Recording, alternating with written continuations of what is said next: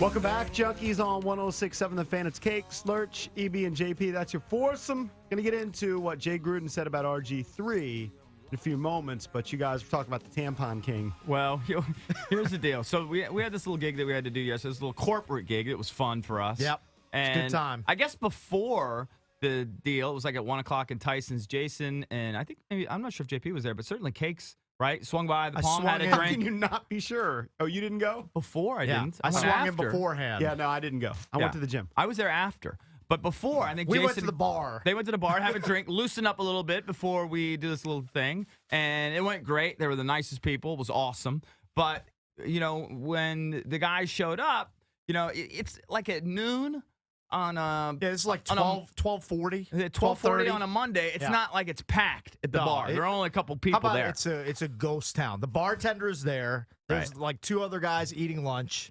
Right. And then there's our guy. Yeah, your basically guy. sitting by himself. Tampon Guy, who apparently this is just one of his side businesses, and it just blew us away. So we do the event and come back, and he's still there, shocker, holding court. They introduced me to him because now I show up. I wasn't there before the gig, but I came, obviously for the gig, and then afterwards. Big fan of the show. Great. The guy listens all the time. He's been to JPOs.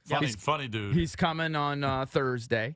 He may even come up on Wednesday. By the way, he comes and doesn't play poker. He goes straight to the blackjack table. And Right. for people that, aren't big poker fans, if you still want to come and hang out and have a good time, right. we encourage you to play in the tournament. But if you don't play in the tournament, there's a plethora of other activities to do at the Borgata. And we were Take advantage of. We were just kind of, and again, this You is can just get into plenty of trouble. Oh, yeah. This really is a wants guy it. that we just bumped into who I guess recognized Jason by his voice. Right. And, it turns out he happens to be a huge fan of the show, which was awesome. And he's just holding court there, throwing around $100 bills. The first thing he said to me was, I'm buying you your next drink. Right. And I said, music okay. music to your ears. I said, you don't have to, but if you're offering. And at the end of the bar bill, he took care of the whole bar bill. Yeah. I think it took over the whole bar. And it was a hefty bill, too. Right. So Like it started with a 2 and had 3 digits on it. Right. was it that much? Yeah. Oh, my God. But anyway, guy's got a variety of businesses. He obviously is doing very, very well for himself. But one of his businesses, turns out, is he's the tampon guy. And I don't want to get too gross about it, but the guy said he's responsible for about 2 million square feet of female bathrooms. Yes. Or I guess restrooms in general. Yeah. In office buildings, in the Northern Virginia area. Right. And he goes around, one of his jobs. I said, well, don't you have a guy to do that for you? He goes, no way. I don't trust anybody else to do that. That's my money. I'm collecting it myself. Drabby, he goes around, spends like 4 or 5 hours every day, and just goes from bathroom to bathroom, and he hauls around. He says, what does it get, like $6,000 a day? I don't know. No. $6,000 a month. Oh, that's all it is? Yeah. A month? Okay. Yeah. $6,000 a month. In quarters from tampons from his, I don't know, he said 40 different buildings. He buys the tampons in bulk from like Costco or wherever you Sells get them them. for a quarter a pop. Yeah, and he buys 500, a box of 500 for $30. They basically cost him 5 cents a piece. We need a business. We need an equivalent business on the side. Yeah, I don't know what we're doing. Like, what if a guy has like a blowout fart or something? Baby wipes. Yeah, I don't think That's not the same. We don't have the same sort of cash cow in the men's room that he has in the ladies' room. I know we don't have the. Where's the poop foam idea going? I need somebody to come in. The only other thing I can think of that could be close, condom / cologne dispenser. Right. I mean, that's what you get in a men's room. But they don't even have that stuff. Yeah. Well, they definitely have condom dispensers. Do they sell cologne? I think you in can bathrooms too. You can get cologne in certain bathrooms. You've Plus, never done EB, that. This I've is never the done it. problem with it.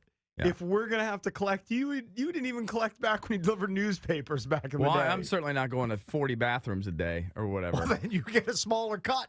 Right. See, the problem is if you let somebody else do it, they'll just steal from you. Yeah, of course. That's why he does it himself. There's no cleanup involved, is there? No. He cleans up all the quarters. Rick, Okay. Yeah, all he he doesn't does- clean up the well, mess. no, sometimes in the stall, they have a little box that No, you can he put. has a staff that does that. He goes in and takes all the money and then goes to the next bathroom. Wouldn't you That's think what he does. you'd make more money, though, just selling sodas in a vending machine? Like, I would think that guys are making more money from vending machines that, for soda than they are Possibly. for tampons. I'm guessing the markup on the tampons better than your soda markup. Yeah, because those machines cost a bunch of money to put in Oh, those they're much buildings. more expensive. Oh, yeah. The soda dispenser. And soda You mean is like a vending machine? Yeah. soda is a luxury. What he's selling is a I mean, necessity. if I No, but wanted you to could put plan. if I wanted to put a vending machine, let's just say in this building. Yeah. Right. What would you put in it? Where in the break room. Right. Yeah. How much is the machine? Oh, it's It's got to be $2-3 grand, right? Okay. I would think at that's least- peanuts for a long term. peanuts. Not when a tampon machine's Tampon $100. machines, yeah, I mean, tampon machines probably $50.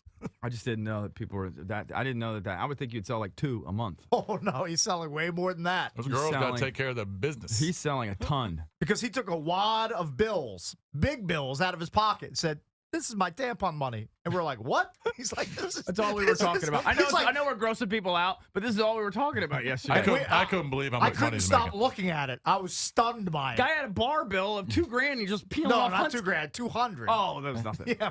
How do you get into it? I don't know. I He's don't got know. 100 business. You know, some people That's just what not he take does. that way. Who comes up with that? what he I does. don't Thinks of know. that? Who would think of that, But, right? you know, brilliant businessmen. Though we all agree that he can sell his product for at least double, if not triple, what he's charging. Yeah, 50 cents a I mean, a tampon. quarter is just please. peanuts. All right, so yesterday we spent a lot of time talking about how the Redskins blew an opportunity against the Vikings, RG3's first start. Jay Gruden got a chance to finally look at the film and talked a little bit about RG3. Said Robert did some good things, gave up the lead. He comes back down, leads a drive to score and take the lead, and then we give up the lead again. Then he leads another drive, goes down, takes the lead. I think there was some promise there, but the quote which jumps out at you is later on he said, when he's describing how the season has unfolded and how Robert got the bulk of the work in training camp and then eventually gets hurt, Kirk Cousins takes over, and they take a look at Colt McCoy. He said, the jury is still out on that position. Yeah. He's not sold on Robert at all. Yeah, you know, we all just assumed when he took the job that that part of the deal was you're hired to fix and groom and develop Robert Griffin III. And it almost seems like he's at every opportunity begging off it, you know? And he can go into an interview and wild. he can nod his head and say, "Oh yeah, sure, I love RG3. What he brings to the table is athleticism, and I'm going to coach him up." But in the back of his head, he could be thinking, "It's not my guy. I don't have any affinity for him. I didn't draft him. I wasn't part of this regime." No, but it was kind of the understood deal when he took the job. There's no doubt about it. Oh, I agree with that. But he can say, "Oh yeah, sure, I'm going to do it. I'm going to do exactly what you want," and nod his head and sign his name on the dotted line. But all the while, Right. he's thinking in the back of his head, "I'm not so crazy about him, and if he struggles, I'm going to try to get my own guy in there." That's what it sounds like. Well, hold on. But I wait a actually minute, what, think he doesn't was it matter? Doesn't it matter what Bruce Allen and Dan Snyder want to do? I think, yeah. I mean, if he's still Dan Snyder's guy, what's Jay Gruden going to do about it? Oh, there could be a showdown. Could be a showdown. Now, he does have the power of the contract. How long is his deal? Did he get a 4-year deal? Thought it was a 5-year deal. But maybe it 5-year was deal? a 4-year deal. It was at least 4, possibly 5. Yeah. So he had some power there.